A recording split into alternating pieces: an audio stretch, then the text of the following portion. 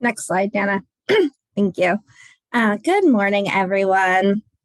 I'm Marissa Law. I'm an attorney at the Health Law Project. Thank you for joining us today. For those of you who don't know the Pennsylvania Health Law Project, we're a statewide nonprofit law firm who works with government insurance, so Medicare, Medicaid, and CHIP.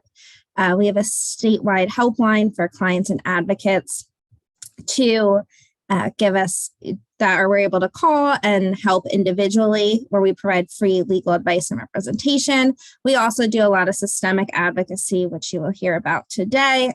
We had a lot of work that we did throughout the shift nursing freeze and thaw, but we also provide community education and self-help.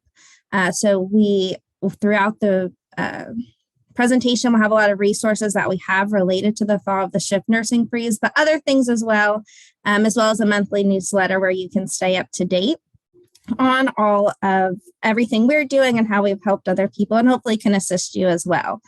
At the end, we'll provide our helpline number for any phone calls and my contact information for anything you may need as well.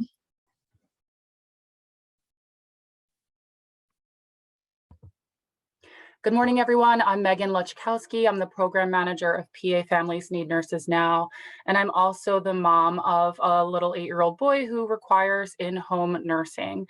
Several years ago, we began a program, PA Families Need Nurses Now. It's a family-driven program of Vision for Equality. We're focused on improving home health nursing supports for individuals with medical disabilities across the state of Pennsylvania. A bit of what we do is we hope to support families reliant on in-home nursing through our social media, through our just family connections, families telling families about the information that we can provide. And we refer out to resources that we're aware of that can be helpful to families like ours. We work hard to lift the family voice in advocacy and education around the home health workforce shortage. We have several of our PA Families Need Nurses Now network families who sit on the Medical Assistance Advisory Council Consumer Subcommittee. We engage in roundtables with legislators on a state and federal level, and we partner with stakeholders on a local, state, and federal level to make systemic improvements in home health supports. And with that, as Marissa mentioned, one of the things we've been largely focused on in the last few months is this thawing of the shift care freeze. And we're going to talk a little bit about what that was to begin with and what it's going to look like as it lifts. Next slide. So at the start of the pandemic in spring of 2020, when the world was shutting down, families like ours who rely on in-home supports were largely stuck at home. Our children and our loved ones with medical needs were stuck at home. They were unable to go to school or their day programs. We were largely working from home if we were folks who worked outside of the home prior to that. And in an effort to protect the nursing hours that were in place for families like ours, the Office of Medical Assistance Programming, which is the DHS department that handles Medicaid. So if you or a loved one have medical assistance, that is a provision of the Office of Medical Assistance Programming. That department wanted to protect the nursing hours that were in place, regardless of the fact that we were all going to be at home and that school hours were different and locations were different. So they froze all of the nursing authorizations that were in place at that time. Now that school and work have largely resumed, it is time to reinstate that former authorization process. The freeze will begin to thaw on November 1st. And authorizations will once again be required for these services. For those of us who had authorized nursing hours prior to the pandemic, we will remember that every few months, maybe it was every 3 months, 6 months, we would have to submit a letter of medical necessity. We would have to gather information, and our nursing agencies would have to submit those to our insurance companies, our Medicaid insurance companies, which we call MCOs. And then we would go through that process of getting reauthorized. For those of us who maybe got shift nursing during the pandemic and haven't gone through this process, this is also good information for you to see how this is going to look moving forward, and to just learn how to prepare for those upcoming reauthorizations. Next slide.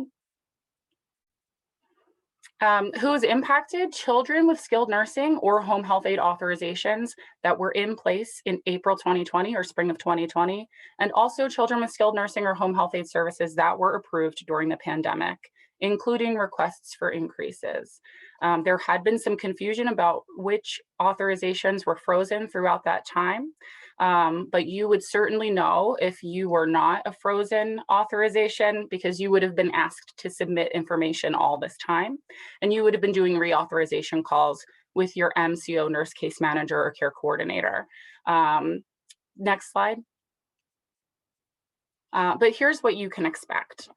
You should receive a letter from your child's MCO. Remember, an MCO is our medical assistance insurance company. So our Keystone Firsts, our AmeriHealth, Caritas. I know these off the top of my head normally, UPMC for you. They will be sending out letters that will inform you of your timeline for reauthorization. If you don't know your current authorization expiration date and your letter did not come yet, your home health agency can tell you that when your child's current authorization ends. These letters, as of yesterday, we were informed by the Office of Medical Assistance Programming that all of the insurance plans have sent out their notices to members about the upcoming reinstatement and their prior authorization needs. And the letters should be received around now. We do know some families already received their letters. You may be getting a letter soon, and it will tell you the end date of your current authorization, even if that end date is a few months from now. Two of the MCO plans have decided to push their reauthorizations back to December 1st instead of November 1st, and that's Keystone First and AmeriHealth Caritas. So if you are a member of Keystone First or AmeriHealth Caritas, you may not get this letter until December. Be on the lookout for those. One of the other interesting things that you should be on the lookout for is that your MCO should be connecting with you by phone to let you know more information about your reauthorization needs. So please make sure that all of your contact information, your address, and your phone number are up to date with your child's MCO as soon as possible. Next slide. What should not happen? I will say that Pennsylvania Health Law Project, PA Families Need Nurses Now, and family advocates throughout the state have worked very hard to keep on top of what we think should and should not happen as these authorizations unfreeze. There were concerns that if when the freeze was lifted, that there would be essentially a bottleneck or an overwhelming of the systems that support authorizations. So we wanted to make sure that nursing agencies weren't overwhelmed, that the MCOs themselves weren't overwhelmed, and that the appeals and denial systems weren't overwhelmed, as well as all of our providers who provide our letters of medical necessity and our and families in general. So you can imagine how if everybody had to reauthorize at once or in a very short period of time, it would overwhelm all of those systems. And we're very happy to say that the Department of Human Services was incredibly receptive to that feedback, and they did a lot to make sure that the MCOs had guidance to make sure that they were unfreezing this in a really thoughtful and meaningful way. So all home health authorizations should not be immediately reviewed in November. And as we mentioned, Keystone and now AmeriHealth Caritas have actually pushed their reviews back to December 1st. Some MCOs have reported that they are for authorizations that would expire prior to October 31st. They may automatically reauthorize children in that timeframe until whatever their next logical reauthorization date would have been. So if you were reauthorizing every 3 months, your auth will come up in 3 months. If you were reauthorizing every 6 months, you'll now come up in 6 months. Office of Medical Assistance Programming also instructed MCOs to stagger those reauthorizations based on the current expiration dates. And that's why knowing your expiration date is important. A quote from the operations memo that OMAP provided to the MCOs is that PHMCOs may not review all pediatric shift cases at once upon the effective date of this memorandum, but instead must review cases on a rolling basis as authorization end dates approach. So again, I'm very happy to report that all this feedback that we were giving them was really well received, taken in, and implemented in a very functional way with the Bureau of Managed Care Organizations and down to the MCOs. Next slide. So you can see here in this chart, this is specifically around skilled nursing authorizations that are expiring. This does not include home health aide information. But just to give you an idea of these staggered reauthorizations over the next 3 months, you can see in November, December, and January, there are almost 3,000 reauthorizations that the MCOs across the states will have to engage in, that families will have to engage in, that providers will have to engage in, that nursing agencies will have to engage in. So that's a lot of reauthorizing. And that could lead to a lot of service reductions and appeals. So again, we're very happy to see that the department is staggering these, and that the systems that have to come into play to provide reauthorizations and then to respond to reauthorizations should not be overwhelmed to a degree where families are impacted. Next slide. And with that, I want to turn it over to Marissa so we can get everybody ready to prepare for their reauthorization. Yeah, thank you, Megan. So now that the shift freeze is thawing and you're now required to provide information to the MCOs in order for them to make a decision, the most important thing you're going to do is come up with a prior authorization packet. Your home health agency should be able to assist with this, pediatricians, but what our office did was create a list of things because all of us haven't really done this in a while. We haven't been putting together big packets since, 2.5 years ago. So the first thing we want to focus on is the letter of medical necessity. That is really important and the most important thing that's going to be submitted. And it's required with all prior authorizations requests, even if the MCOs only request a letter of medical necessity form. I recently had a call from a client where they told her they didn't need to submit one. They just had to tell them what they wanted, and the authorization request just sat. And this was for a brand new request for 2 months, that a child was not receiving any services and the plan wasn't helping. And, the parent didn't know that they had to do this. But this list is to help you keep track of everything that's being submitted in, what is important to your child's needs. And what they need. So beyond the letter of medical necessity, there's home health certifications, there's social histories to connect the parental availability to the clinical needs, nursing notes, medication charts, seizure logs, really anything you can think of that shows the hours that your child needs and justifies them. What are the nurses doing during that time? What are the parents doing during that time? And we know the MCOs prior to 2020 were very big on saying, we don't need all of that information, but they certainly do. And you want to provide everything possible. So we have at the Health Law Project created a guide to prior authorization requests and appeals. So this list is provided to you. You can keep it, use it as a checklist, but certainly start thinking about getting all these things together, especially as the holidays approach. People are off from work when it requires getting work verification letters for parents. And if you have any questions, you can certainly contact our office or your home health agency, and they should be able to assist you with getting anything that you need. Next slide. Just to be clear, I thought it was important that we know the definition of medical necessity because, again, a lot of us haven't been looking at it for so long. So this is just really more for reference and as a reminder that you only have to meet one prong of the medical necessity definition. You do not have to meet all three. So if, these hours do any of, prevent the onset of illness, reduce the risk of physical or mental development effects of an illness, or help achieve your child achieve or maintain maximum functional capacity, and you're meeting those standards, they are entitled to, their skilled nursing services as requested by their doctor. Next slide, please. So next, we're going to talk about appeal rights, because even if you put together the most perfect prior authorization packet, the MCO may still deny you.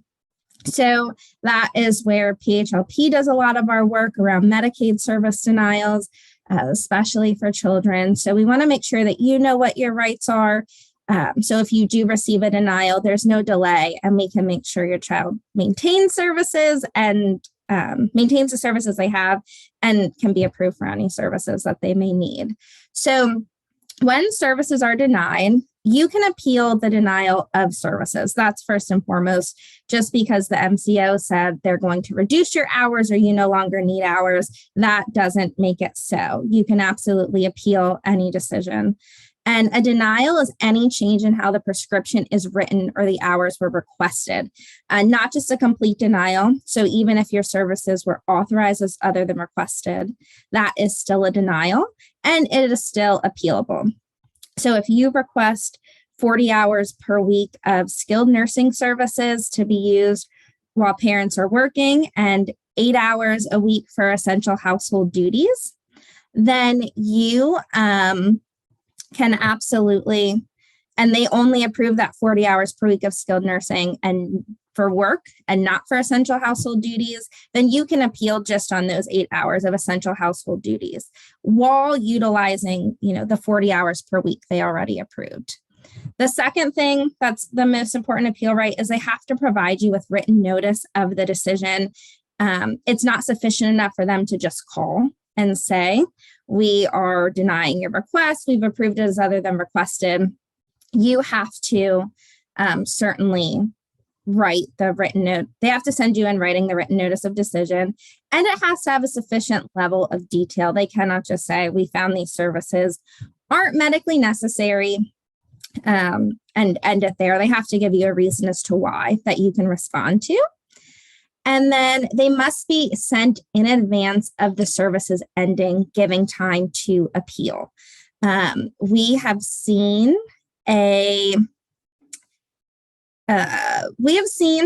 that they are supposed to mail them in advance, but an issue that we had seen prior, and you should be on the lookout for as we start going through the new denials, is your service denial letter may say November 1st, but it actually isn't postmarked until November 7th, and there's a whole week.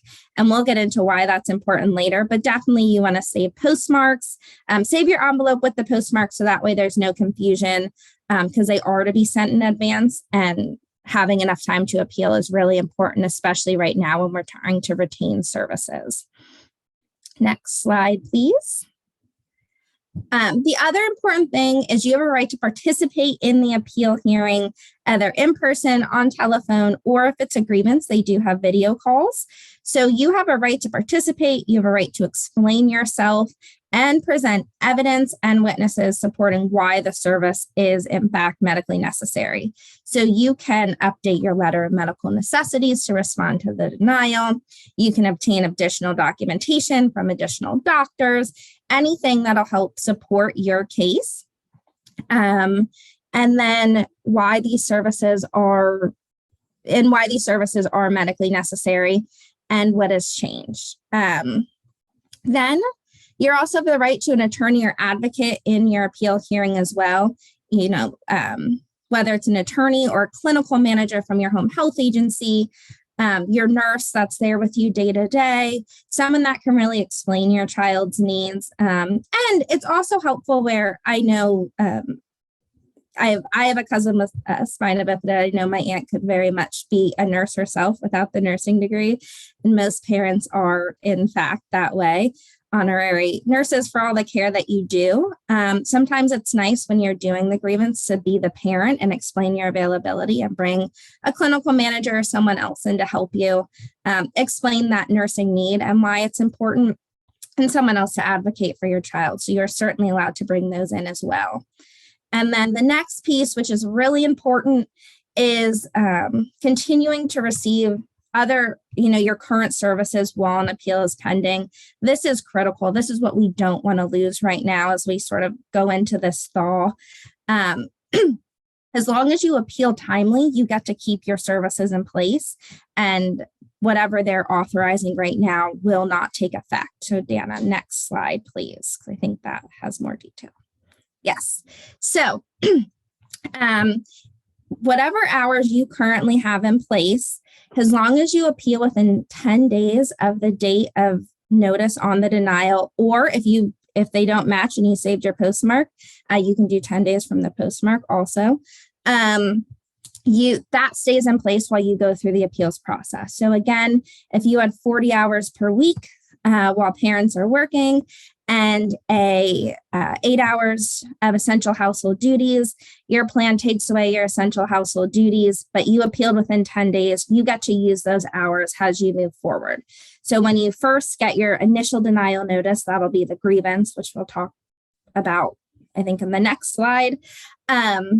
You'll get those services you'll keep those services while you move forward with the grievance. And then if you have to appeal further, again, if you appeal timely, you will keep those services in place while you move forward, and there's no harm to the child. So those normal appeal rights will apply, even if no new request goes in. So you won't lose those services. And that was reiterated again in the ops memo that we've been talking about. So that is most important. If you take anything away from this presentation, please just remember that if you get denied, call within 10 days so you can keep your services and we can figure the rest out. And then this can also, we call it aide paid pending. It can also be called continuity of care, but it's so important because the appeals can take months to be decided. Sometimes 3 to 4 months is what we're looking at for a full appeal. And that's a long time to go without services that you need. The next slide, please. But they also have new appeal rights during the fall that Consumer Sub and PHLP, and we're very excited about that we were able to work with OMAP on. So the first is verbal notification required in any case where there is an authorization submitted and the expiration date is nearing. So they are going to call ahead of time and give a verbal notification that your authorization is expiring and they haven't received, any documentation, let you know that you need to start getting it together. This will hopefully avoid that if doctors are overwhelmed, if agencies are overwhelmed, no one slips through the cracks because you're getting that extra phone call. And now you have to start getting things together to submit.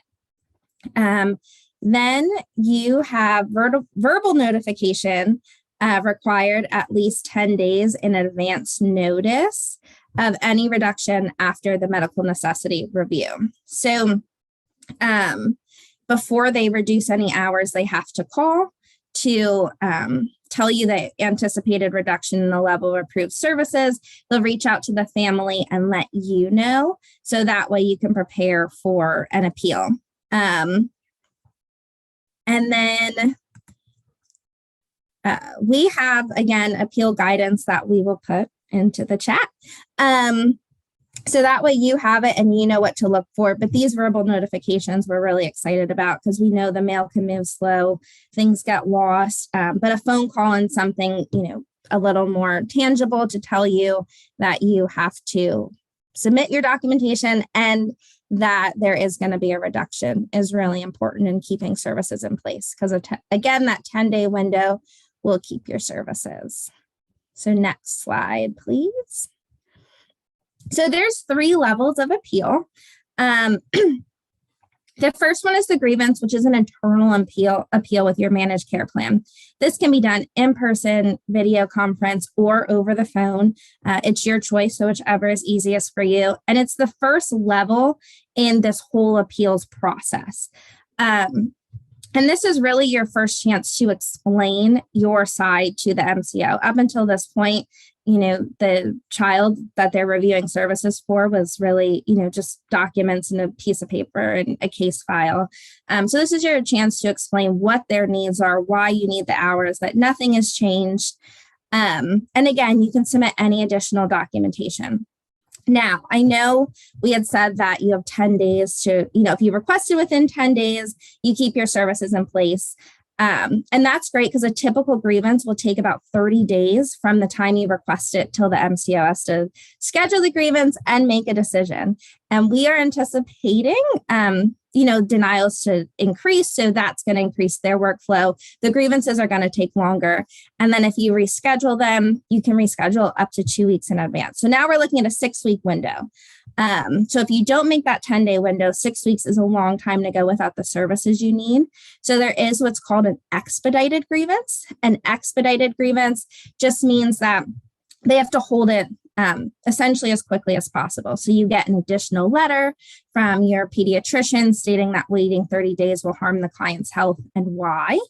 And then when you request your grievance, you request to be expedited, you submit the letter with it. Ideally, you can submit them separately, but they won't schedule your expedited grievance so they have the letter. So a lot of times it's easier just to submit them both at the same time. And then they will move forward, and the grievance has to be held and a decision made within 72 hours, which is a lot faster than 6 weeks. But you're also, putting together your letters and appeal packet a lot faster as well. So there are some pros and cons you have to weigh when doing it. That is an option if you lose services or are requesting additional hours that are necessary. So the grievance is your first phase. Again, you can bring with you advocates, attorneys, provide new documentation, and all of that can be submitted. And then the panel, which is a 3-person panel of medical director, employee voter, non-employee voter, they get to make their decision. They can do one of 3 things at a grievance. They can overturn it, which is what we want. Hey, we got this wrong. We're going to approve the services as requested. That ends that appeals process. But if they don't, they can approve it as other than requested, like we talked about before, or uphold their decision and say, we got this right the first time. If they do that, those decisions, again, are appealable. It's considered another denial. So you have 2 parallel tracks to work on, which is the external review and the fair hearing. An external review is a paper review. There is no meeting. There's no verbal way to explain yourself. But again, you can submit new documentation. We often help family members or doctors write a cover letter explaining why the grievance panel got this wrong, what they missed, and that all gets submitted. And then the external reviewer has 60 days to make a decision. Sometimes they do come in faster, but again, when we're looking at time frame, 60 days is a long time. And as long as you requested the external review and fair hearing within 10 days, you keep your services throughout the next phases of appeal.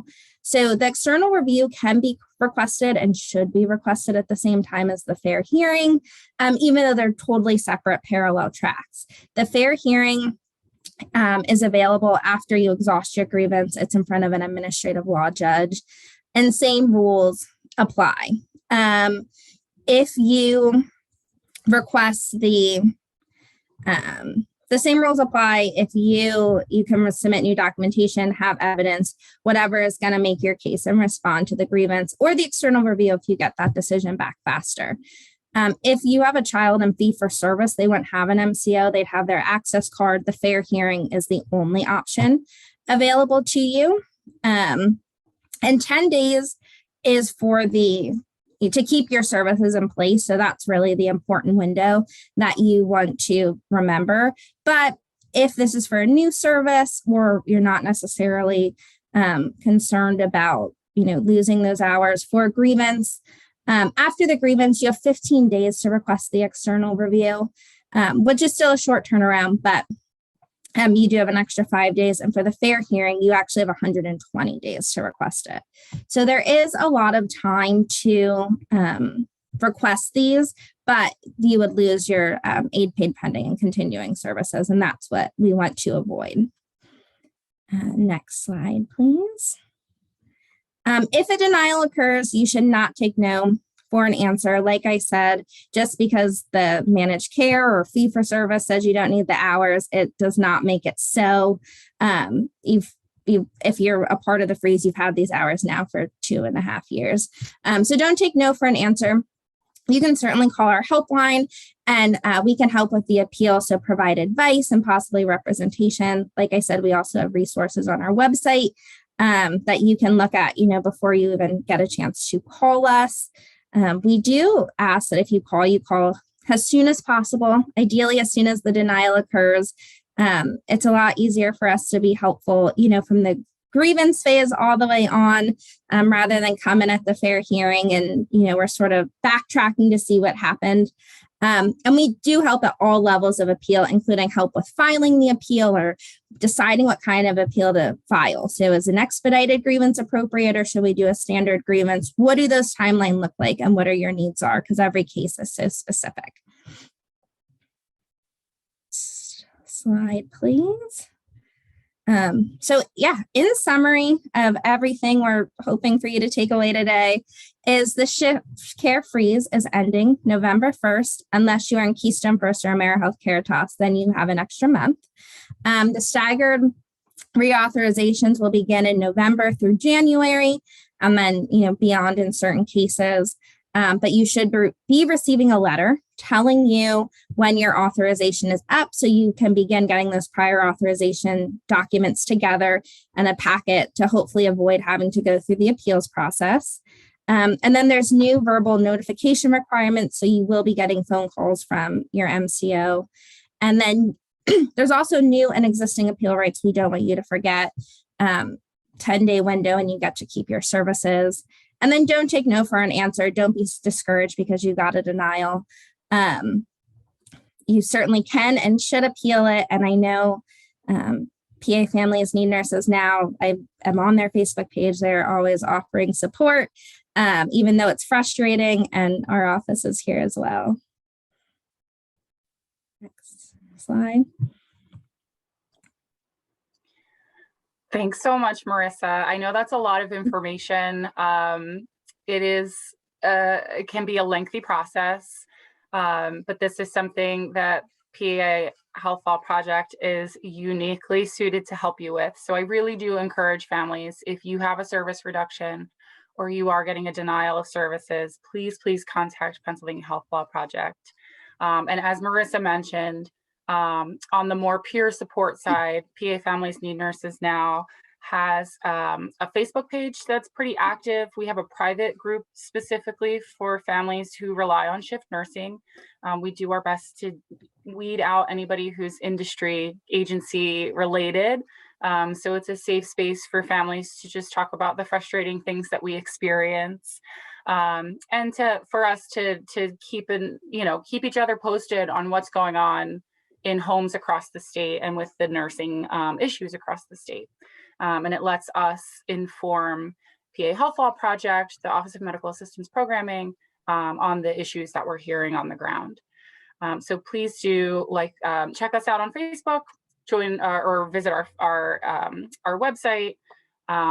As always, keep the Pennsylvania Health Law Project helpline handy. It can feel overwhelming to open up a case or whatever that feels like. I do know some families say, I really want to get their help, I just don't have time. But they're going to give you that time. They're going to give you time back because they're going to take some of that off of your plate. So get through that initial intake, which is very quick, and it can be done by phone or email, and get that support that you and your loved one deserve. We did have a few questions coming through the chat and the Q&A. One of the questions in the Q&A was is the preparation list shareable? And yes, we are going to share these slides with whatever email address you registered with. You'll get a copy of these slides, so that checklist will be on there. And then it's also available in multiple articles on the Pennsylvania Health Law Project website, which is phlp.org. And we can also, in our email, send out the link specifically to a few of the resources that would be most relatable to this topic that we're talking about today. There were some other questions. I know I had a pre-question from a family who already received their letter. Their letter indicated from their MCO that their nursing authorization expires October 31st, and that they will be due for review. They just received this letter this week, so that's a very short turnaround time for collecting packet paperwork, etc. So Marissa, what would you recommend for a family if they get the letter? It indicates that their authorization is expiring, and that authorization expires within a very short window of time for them to prepare for that. So if you get the letter and you don't have enough time, the first thing I would do is try to get the letter of medical necessity to be submitted as quickly as possible to try to get that in timely. But if the plans don't have enough information to make an informed decision, they do have to require you to provide additional information. So before you would get the denial notice, you would receive a letter that says, this is the additional information we require to make a decision. They give you 14 days to get that information in. So at least that would buy you an extra 2 weeks. Still a quick turnaround, but provide that additional information, and then they have to make a decision within 2 days of when you submitted it. So try to get the letter of medical necessity in, and then you can sort of work on everything else that you would need. It elongates the time a little bit, not ideal, but that would be your best option. And then again, if they deny it, appeal it, because you can provide all that information at the grievance. So you have time. Oh, you're on mute. Sorry, I was going to say, and specifically appeal within 10 days. That is what keeps your services in place. Yes.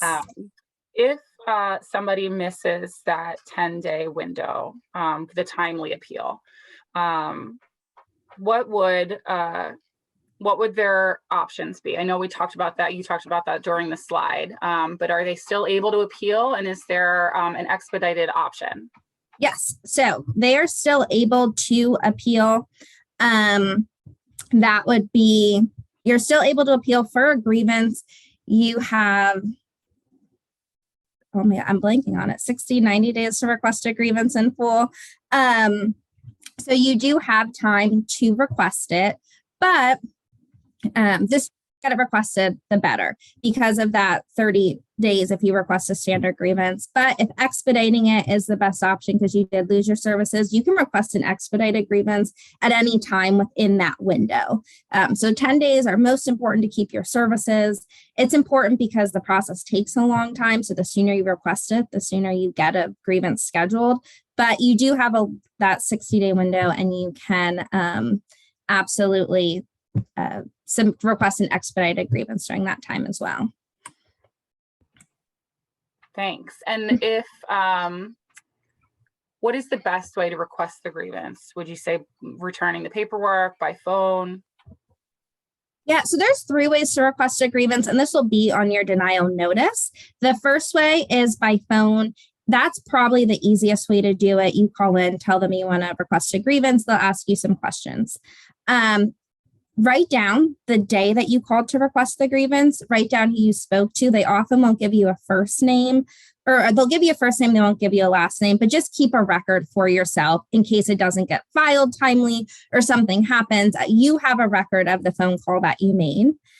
Your other option is to fax it in. If you fax it, you definitely want to save that fax confirmation receipt just for proof that it was submitted. Things get lost. We're anticipating them being busy. You don't want to lose services even though you did the right thing. So fax it, fax the confirmation, or you can mail it in, and every MCO will give you an address. If you mail it, again, you want to mail it certified or priority, something with a tracking number so you know it gets to the MCO. But the best way to do it is through the grievance, and just keep a record that who you spoke with and what day and time, so you have it. And could you just sort of reiterate how the new appeals guidances from OMAP would impact this process? Yeah. So with the new appeals process, they'll now be calling you, one, to tell you when that your documentation is needed shortly, but also they'll be calling you to tell you if they're going to reduce your hours within 10 days. So that means you won't have a written denial notice at the time they call you. I anticipate you'll get the call the day the letter is being mailed. So you won't have that grievance request form to submit, but once you get that phone call and they say they're going to deny it, you can appeal, immediately after that. You don't necessarily have to wait for the denial letter. I got a phone call. I want to appeal this. So that's how the new rules would affect it. And that gives you, enough time. You don't have to worry about the mail being delayed to get your services and keep them in place. And that was, and prior to that, we would have only ever gotten a letter about it. Yeah. You would have only gotten a letter about it and hope it got there in time. Or sometimes the home health agencies would hear first, and that's how you would find out. So now you get a phone call. And if the MCO, if the Medicaid medical assistance insurance company doesn't receive the packet, they are now alerting us or the agency to that fact as well, right? Yeah. So that's always, they're alerting they haven't received anything. Can you please submit this information that we need? And that's also a newly implemented. This is part of the new appeals process. So just so families know, there are multiple additional steps that the insurance companies now have to take to try to ensure that we have as much time and as much information and as much warning as possible to make sure that not just us, but the nursing agencies that do these packets on our behalf are aware that A, we have to do one, B, they didn't receive the information, and C, there's a denial, and now we're not just sending you a letter about your denial or reduction of services, we are now calling you about your denial or reduction of services. So there's multiple steps in place to try to help protect our services, or at least give us the opportunity to respond if our services are going to be impacted. A couple of more questions I know I've gotten from families recently and that have come through here. We talked about the checklist. I just wanted to reiterate, this does apply not just to shift nursing, right? This also applies to home health aide services. Yes.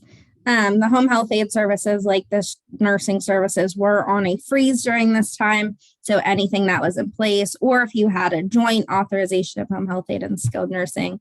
So now they will be reviewing all of those home health services that you are receiving, and they can be reduced. When families are getting their letters of medical necessity, and since it's been quite a while since a lot of us have had to do this, or maybe the first time families are having to do this, does the letter of medical necessity explaining the need for services have to come from a pediatrician or PCP, or can it come from specialists? It can come from specialists as well. So the pediatrician, the specialist, whoever is best qualified to make that request. You can also have multiple letters of medical necessity. So you don't just need one, to choose one. I know with complex kiddos, there's so much going on.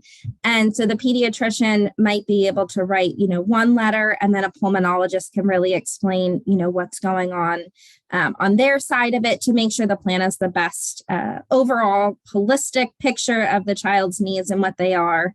And if you can get multiple letters of medical necessity, that's always great for them to be submitted at the beginning, give the plan everything. Because a lot of times what happens at the grievance is one letter was submitted from the pediatrician or a specialist, and then we're coming back and saying, well, that's nice that pulmonology wrote this, but can we talk to your neurologist? And we end up sending, 5 letters of medical necessity for the grievance. That's great information. And I will say, I've actually been advised the opposite by somebody at our MCO, that it should be one letter of medical necessity that includes everything. So that's really great information. Having a complex kid means there's a lot of specialties, and some of those details can get lost if it's one specialist or one pediatrician writing a letter. And the whole picture isn't there for the people making the decisions on the other end. So collect those letters from whoever can give the most robust input as to why these services are necessary for the safety and independence of your loved one living in the community. Is there anything, I know this is another thing that comes up often, and I'm sure families are thinking this who are listening, as we're preparing our supporting documents, are there things that the MCOs, when making decisions about authorized hours, should be considering other than just our work schedules? Oh, absolutely. So there are multiple things that they should be considering. First is, work schedules and commute time. I've seen them not take that into consideration. I don't know if they think people teleport, but commute times get included with your work schedule. They also are supposed to include any hours you would need overnight for sleep. The typical hours that they approve for sleep is 8 hours, but if there's a medical condition of the parent or some reason that they would need additional hours for sleep other than 8, you would certainly want to make that documented somehow to explain why you're requesting additional hours for sleep, but 8 is about the standard. And then there is what we call essential household duties. This is a really broad term that is not well defined, but it is essentially cleaning, cooking, providing care to your other children in the home. Essentially, if you have a child with one-to-one needs and you can't have your eyes on them at that time because you're doing something else, they have to take that into consideration. So that is the big one, is essential household duties. And then also, if you need assistance with taking your child to and from appointments, only one parent can go. They need a nurse to sit with them in the back to monitor them. You want to make sure that's documented as well.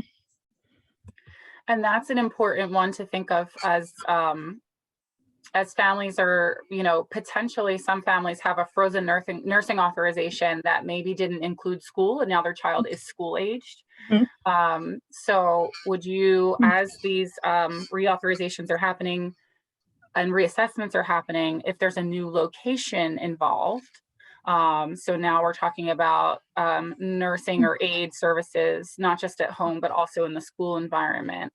Is there any advice you would give about additional documentation or things that would apply there? Yeah. So for school, that's a really important point to make. When you're looking at school hours, you want to look at, the time that child is in school. And then one of the big things we get is a letter from the school stating that that school nurse can't provide the care. A lot of times there's only one nurse for 500 kids, or the nurse isn't even in the body, in the building the whole time. And your child needs one-to-one care. So this is why we need the nurse to come with us. This letter can come from the principal, the school nurse themselves, sometimes directors of the special education classes will write it. So we definitely want to include those. And then on top of just the school day, again, taking transportation into account. So how is the child getting to school? Do they need a nurse on the bus? Is the parent taking them and the nurse meets them at school? A lot of these things just is part of your daily life. So you're not thinking about, these small details, but when you're requesting hours, you're putting in these new requests. It's important to start thinking about those little details so they don't get missed and you don't lose that portion of the hours. Exactly. We are down to our last, it looks like 7 to 8 minutes. I know we have some participants that are calling in and may not be able to use some of the chat functions, et cetera. If there was anybody who was interested in asking a question and wanted to do so by phone, feel free to unmute yourself and interrupt us. It looks like one person is unmuting, 2 people are unmuting. There's someone at a 267 number and someone at a 717. Megan, I just unmuted I allowed those 2 people on the phone to unmute if they want to. So it's available to them. Thanks, Dana. Yeah. So folks on the phone, if you wanted to ask a question, you have the ability to unmute yourself. Don't feel bad interrupting us in these last few minutes. We definitely want you to get your questions answered. I would love for if anyone else has any questions that they didn't get the opportunity to put in the chat or the Q&A session. Now is certainly the time, but we thank everybody for joining us, and super extra special thanks to Marissa and Dana from the Health Law Project for always being on top of these tricky nursing situations, these tricky home health aide situations. The team at the Health Law Project has helped so many families And, you know, outside of the direct advocacy and pro bono legal work that you do, I've learned how much you just do in the community as a whole, and on an advocacy level across the state, and the many ways that you support and represent consumers and members of the medical assistance population. So we're so thankful that you're there as the not just supports, but as the sort of subject matter experts, and the folks who will always go to bat for us. And thank you for doing this info session and you know, helping us get this information out there as families are probably going to start getting these letters and getting a little freaked out. Is there anything else? If a family does not receive a letter, remember Keystone First and AmeriHealth Caritas have decided that they're not starting this process until December 1st, even though they're allowed to start it November 1st. So Keystone and AmeriHealth families, don't even worry about your letter until December. But for families who are in the other plans, the other MCOs, if they don't receive a letter in the next month or so, should they be concerned, or is there someone they should reach out to? If you don't receive a letter, you should reach out to your home health agency. They are well aware of when your author is expiring, or they should be able to look that up for you. That would be your first point of contact.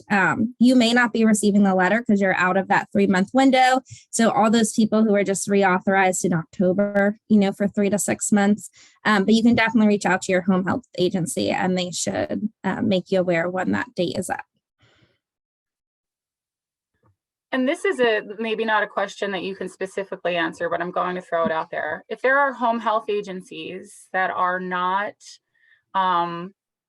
terribly familiar with these reauthorization processes, or if a family is finding that their home health agency is not completing the packet as outlined, or there's some issue in that capacity where there's a disconnect between the home health agency and the MCO, is there recourse that the family has or a way that they can get help? No family has ever walked into their home health agency. So if you're unhappy with them, you could always switch at any time, which I know could impact nursing. So that's not ideal. But you could always talk with your special needs coordinator. And our office does offer technical assistance. So beyond just representing families individually, we do a lot of work with agencies across the state. We have good relationships with a lot of them, I would say, where we're able to, you know, reach out to them. And if they have any questions, you can always give them our helpline number as well. So hopefully we can stop the disconnect and make sure no hours are being lost because of communication issues. That's great. I think often agencies don't realize that they have you as a resource as well. So families, if your agencies are having difficulty in some capacity, either preparing the packets, staying on top of those deadlines, or just their communication between the plans, the MCO plans and the agencies. As Marissa mentioned, there is technical support for everyone in the community who's supporting people who utilize home health aid and home nursing. So you can share the Pennsylvania Health Law Project information with your nursing agency and recommend that they reach out to them as well.